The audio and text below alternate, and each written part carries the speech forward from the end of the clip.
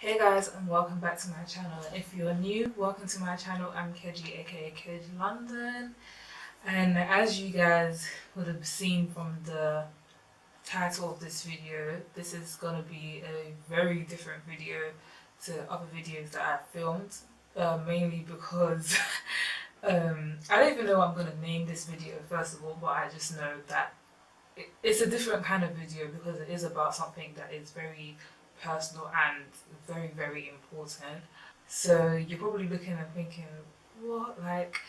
But the reason why I decided to make this video is because it's coming up to a year that I've had my channel and I've been on YouTube. And like when I first started YouTube, um, I wanted my channel to be a place where I could speak about things and give advice and stuff like that. And last year, as I was like analyzing my channel, I kind of wanted to, I won't say rebrand, but I wanted to, like, this year in my channel, make it like speak about things that are important, as well as doing tutorials and all that kind of fun stuff as well. It is important for me personally, as a content creator, to speak about things that are important to me. And I've always wanted to speak about this issue on my channel, but I was scared, and I was always coming to terms with it, and I wasn't at the point where I felt like I was ready to speak on it. But now I am still scared, but like it's time. It just feels right, and it feels like this is the right time for me to share this story with other people, because I know that through this story, although it is painful to me what happened to me, but I know that I'll be helping someone out there that's experiencing and going through the same thing. So that's the reason why I'm making this video. So when I was younger, I was sexually abused by a family friend. When I'll say it happened between the ages of maybe 6 and 8. What was going on? I won't go into the details of it because it just brings back so many feelings and emotions, and it's kind of hard for me to like discuss that. But yeah, I was sexually abused, and after the abuse happened, I didn't say anything to anyone. Number one, because I was scared. Number two, because I was told that if I did say something bad would happen to me. Like, he didn't have to do anything to me, something bad would happen to me. So I kept it to myself for 10 years. I didn't say anything to anyone for 10 whole years. I kept it to myself. And during this period of me keeping it to myself, I suffered from flashbacks. Like, they weren't really nightmares, but every time I would sleep, I would replay the abuse in my head. It would be going on and on and on in my head, exactly the same, like it would just keep replaying in my head exactly the same way that it happened, and it was horrible. Sometimes I wouldn't sleep, I wouldn't be able to sleep, but still I kept this to myself. I didn't tell anyone because I was just so scared that something bad was going to happen, and I didn't even know how to say, because after a couple of years of me suppressing it, your brain tries to play tricks on you as if the event didn't happen, but in your heart you know that this happened and you can't get out of your head. Like, literally, imagine sleeping and reliving something. Every touch, every breath, every just during year 6 SATs, that was one time where I was constantly having flashbacks and stuff like that, and during GCSEs as well. Yeah, during my GCSE period, that's when things started to get a bit worse, because there was stuff going on at home, firstly. Secondly, it was GCSE, yeah, it was GCSE period, and anyone who went to my secondary school and knew me during year 11 knew that every I had a war, like, with one teacher, my science teacher. We hated each other. We hated each other so much, and there was a time when she banned me completely from the science department, so I wasn't allowed to be there anytime else. I'll just get in trouble straight away. Like, I'll just I'd be in trouble. So I wasn't allowed in the science department, meaning I wasn't able to go to science class. And although some parts of science I was strong in, like biology, I was struggling in other areas, so I had to teach myself. So you can imagine like being almost halfway through the year, and being told, oh, you're gonna do an additional 6 GCSEs. So yeah, so that was high stress for me, as well as that I got kicked out of science basically, and I had to teach myself science, and I had some of my friends helping me, like teaching me science, and it was just ridiculous. And during all this time, you can imagine a level of stress. Like, even though GCSEs now I know that they're not that hard, but at the time, you know, that was your make or break moment. So it was so tough, I remember, and I am the kind of person that I like to overwork myself sometimes. I put too much on my plate and I can't handle it, especially when it comes to things like academics. Like, I don't joke around with my academics, they're really important to me. So, yeah. Um, yeah, so I remember, fast forward, there was a day when I was just so stressed. I don't even know what triggered it, but I was just so stressed out. And, you know, as I said before, there was like just petty stuff going on at home. I was stressed out. And I remember one day I didn't even care what I think I was even late to school that day. I don't even know. And I just went into science, like completely disregarding what my science teacher, you know, the ban that she had placed on me. I just went in. She didn't even see me, so I just went in, sat down in my seat, and put my head on the table, and I was just crying, like, because I had not slept for about, I think at that point, maybe 3-4 days. Because every time I would close my eyes, I would keep replaying the image and the incident in my head. So I had just put my head down on the table, because at this point I was just fed up, I was tired, and I was just stressed out, and I was crying. And for me, people that know me know that for me to cry is a very rare thing. Like, I'm not an emotional person in that sense. I can be emotional, but I don't really shed tears, which is probably one of my coping mechanisms. I've just always been that kind of person. I don't really shed tears. It takes a lot for me to get like emotional about something in that sense. So at this point, I was just like, I had just had enough. And I remember just being so like fed up and just wanting to give up that day, because it was just becoming too much for me. So I had my head on the table and I was just in tears. And then my science teacher came over. She must have noticed, like, what's this girl doing in class? Like, she's banned, blah, blah. She came over and she saw, like, even she knew that, okay, this is not Keji. Like, she's usually I'm chatting away, or I'm giving someone lip, or I'm laughing, you know, just being me. And here I am, late and in her class crying. And she just told me to wait for her outside, and I didn't want to speak to her because me and her didn't have that kind of relationship. But she sent me off to my head of year, and I told my head of year what was going on, and I explained to her what happened. And she, she explained to me that she's gonna have to tell my parents, and that's when I became proper scared, because I was thinking, oh, this can either go one way or the other. Like, and either way, it's not gonna be good, because I know the kind of parents that I have. So yeah, she told my parents, and she was like, she's gonna have to refer me to counselling. And I was thinking, oh gosh, like, just because at that point in time, the kind of kids that used to go counselling were the kind of kids like that had serious shit going on. And you know, like, when I say serious stuff, I mean serious stuff going on. I didn't see myself in that position. I always thought of myself as, and of being like quite put together and always having my shit done, even though I would mess around, but I always had my work done. I was always quite put together, quite organized.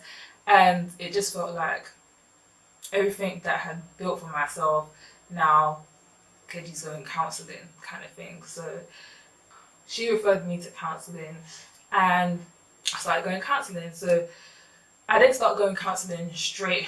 Oh yeah, so I think I had a session that week, and then we just spoke about the incident that week, and then I think maybe the week after or 2 weeks later, I was diagnosed with post-traumatic stress disorder. And yeah, so we started doing counselling based off that, and I did that throughout year 11 and through sometimes through college for a bit through college, and then I stopped my counselling. Now the next part of this is when my parents found out. So when my parents found out about the whole thing, they got a phone call. I think my mum got a phone call while I was at school. So when I came home, they knew, like my mum knew, and she had called my dad because I think my dad was in Nigeria at the time. So my mum called my dad, and then yeah, she was just like, "Are you sure of what you're saying? Why didn't you say anything? Blah, blah, blah. Are you sure that it happened? Are you sure that you're not just having a nightmare?" And I was just like, if I was having a nightmare, I'm pretty sure I wouldn't be having the same exact nightmare for 10 years non-stop, repeatedly, back to back. And even if I did, it would be based off something, like something would have happened for me to trigger me into having that nightmare. It happened, like it's not a nightmare. Like I just told her, like I'm not stupid, and I'm old enough to remember and separate, and I'm old enough to know what is reality, what is a real memory, you know, and what is just, you know, something that I've dreamt of. So that really upset me at the time, like that really hurt me. Yeah, so she told my dad, and then my dad was just like, "Are you sure of what you're saying? Who was it? Blah, blah." He had more of like an angry tone in his voice, like, "Who was it? Who was it? Blah, blah." So then when I described the person, they knew who it was straight away. So it's like, even though, you know, you're accusing me of, you know, forming this in my imagination, I was able to give you a clear description of who this person was, because clearly I couldn't have made this thing up. Why would I want to inflict pain on myself? Why would I want to go through this and feel like this for 10 years, be suffering in silence, and, you know, feeling like this, not sleeping, not being able to think properly, not being able to do things, not being able to be free in myself, having this secret and feeling and all the feelings that come with it as well. So then they were just like, "Oh yeah, we're gonna pray, don't tell anyone, keep this to yourself, because you know what people are gonna say, this, that and the other, blah blah," just how African parents do. And then, you know, it got me into, just when I felt like I was becoming free, being able to go to counselling and all this kind of stuff, like tell my counsellor. So I would tell my counsellor, but then I wouldn't be able to speak about it. Even some of my friends would come to me and be like, "Oh yo, like what's going on? You know, we heard something was going on." Because of I was being told at home by my mum and dad, I wasn't free to be able to tell them, even though I didn't really want to tell them at the time, but it would have been therapeutic to tell people, because part of my counselling was to tell people that you trust about this, talk about it, because in talking, you know, you start to feel better about it, you come to terms with it, and you start to feel better about it, and it gets less and less scary to speak about. But at home I was being told not to speak about it because, you know, what will people say and all this kind of stuff, and no, we're just going to pray about it. There's somebody out there that's putting things into your mind, we're going to pray against it, and all that kind of stuff.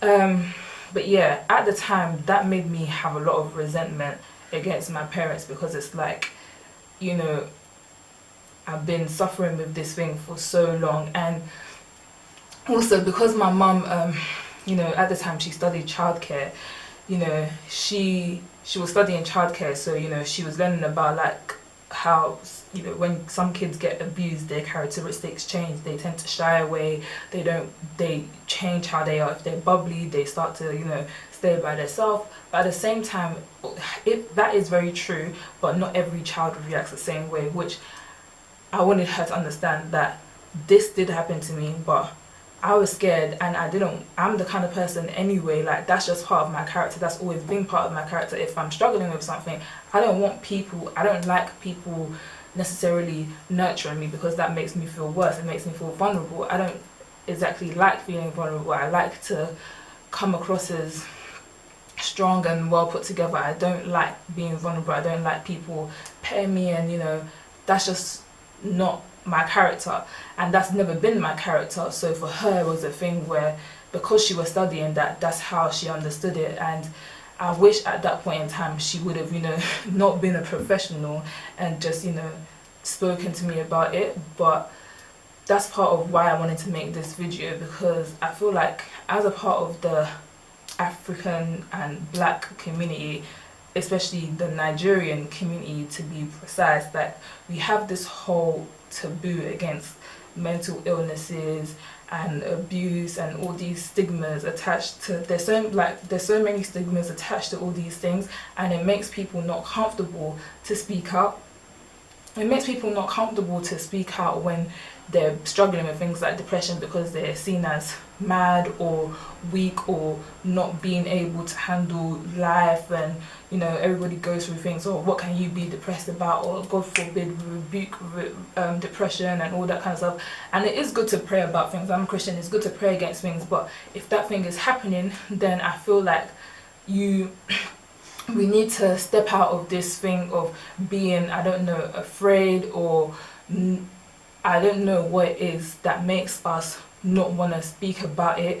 We need to realize that there are things there to help us, and it's okay to talk about it. Because in my case, it was more of a thing where, oh, what are people gonna say? And to be honest, I would, if I had a child, I would rather, you know, let this child speak about what they've been through and, you know, be comfortable speaking to me than them suffering in silence, because that's what I did. And that made me, even though I was going through counseling, it made me, like, for the fact that I was kind of like living a double life, kind of going to my counselor, being so open, telling her things, but at home I couldn't speak about it, but they would still be asking me, how's counseling going, blah blah. It messed me up a bit in the head, because I was so confused, and that always made me doubt myself. Even with little things, I'd always be doubting myself. I wouldn't be able to like make informed decisions for myself, because it's like I was always confused. So I just feel like we need to be the ones to educate our parents if they don't understand, because at the time I was very angry at my parents, because it's like, how can you have a child and they come and tell you this, and then you're using, you know, your education to tackle it, like, oh no, you know, you didn't show any signs of this, blah blah, and you're saying pray against it and that. But now that I'm older, I understand that I can't blame them, because that's what they know, that's how they've been raised, that's how they've been taught up. Where my mom grew up, my dad grew up, there's no such thing as post-traumatic stress disorder. They don't know what that is. Where they grew up, when somebody gets abused, if you're told to keep silent, you keep silent. Where they grew up, if something happens in the house and they say whatever happens in this house stays in this house, that's exactly what happens. However, what comes with that is a lot of people develop a lot of problems, mental issues, and then they don't know how to handle that, and then they get labelled mad, they get labelled this, that and the other, and no one ever deals with it. But for me, I feel like I'm just tired of being quiet, and I would hate for someone else out there to be experiencing the same thing that I experienced and feeling scared to say something. That's the reason why I just felt like this pressure in my heart, like, not pressure, but I just felt this urge to come out and say something, because even though like I only have 200 subscribers, I get emails from people, and I get DMs from people on Twitter messaging me about depression, where I've spoken about it. We've had a conversation about it on the podcast. I think last year we had a conversation about depression. I got like quite a few emails from people speaking to me about their issues, and I'm just like, and some people tell me like how, because of the families that they come from, because of the backgrounds that they come from, they feel scared to say things. And as a woman, I know that a lot of other young girls, even boys as well, go through sexual abuse, but they feel scared, to say things because of how people are going to look at them, of what their families are going to say, or because of the kind of community that they come from. But You saying something has so much power. Because I went through this abuse doesn't mean that I'm vulnerable, doesn't mean that I'm a weak person. There's someone out there that I know is going to watch this video and is going to be empowered by this, and they can speak up and help someone else. It's there to be someone out there who is going through this and suffering in silence, because it's such a painful and just, it's the worst thing ever to go through that. And the worst thing about it is that you, the victim, you guilt yourself. Like, you start thinking that you are the cause of the problem. And I just don't want someone else out there to feel like they're the one, like they're at fault for what happens to them. No. And when people put you through this and knock you down, you need to empower yourself and empower others in speaking about it. Speak about what you've been through. Speak about your abuse. Empower people, because you're bigger than that. I'm bigger than my abuse. I'm not my abuse, and I'm not going to let that hold me down anymore, which is the reason why I really wanted to make this video. I hope that this video could be of some help to someone. I'm happy that I made it. I don't know when I'm going to put this out. I'm just going to edit it. I'm just going to upload it to YouTube, and when I put it out, I put it out. I hope that it's sooner rather than later. I just hope that I could help someone. I hope that it wasn't like too rambly, because I know that sometimes when I get in my feelings about things I tend to ramble, but yeah, it's all for a good cause. And guys, if you want to speak to me and message me or DM me on Twitter about anything, feel free to. I will link in the description box down below some other useful places that you can go and speak to. If you don't feel comfortable speaking to me, it's fine.